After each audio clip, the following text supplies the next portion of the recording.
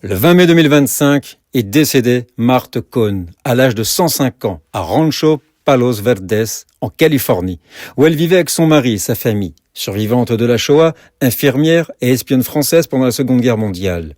Elle est née Marthe Hoffnung le 13 avril 1920 à Metz, dans une famille juive orthodoxe de 7 enfants. Elle grandit dans une région marquée par l'antisémitisme, mais la proximité culturelle avec l'Allemagne lui permit la maîtrise de l'allemand dès l'enfance. En 1939, quand la Seconde Guerre mondiale éclate et qu'en 1940 l'Allemagne nazie envahit la France, sa famille se réfugie à Poitiers, puis à Marseille.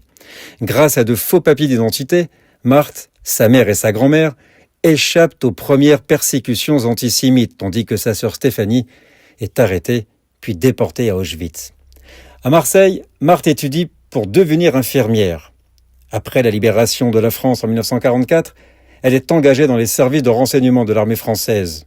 En 1945, grâce à son apparence, les cheveux blonds, les yeux bleus, et à sa maîtrise de l'allemand, elle a traversé les lignes ennemies en Allemagne. Sous une identité de circonstance, elle réussit à franchir la frontière vers l'Allemagne nazie et se fait passer pour une infirmière allemande à la recherche de son fiancé disparu. Elle a collecté ainsi des renseignements précieux auprès d'officiers SS et de soldats allemands, notamment sur les positions et mouvements des troupes. Information qu'elle transmet aussitôt aux forces françaises alliées et qui a contribué à sauver des vies.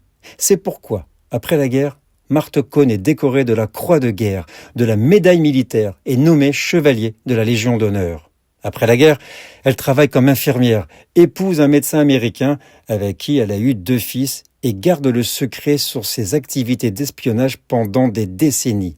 Ce n'est qu'en 2002 qu'elle raconte publiquement son histoire, qu'elle écrit son autobiographie « Derrière les lignes ennemies » et qu'elle devient une conférencière sur la Shoah et la résistance. C'était le 20 mai 2025.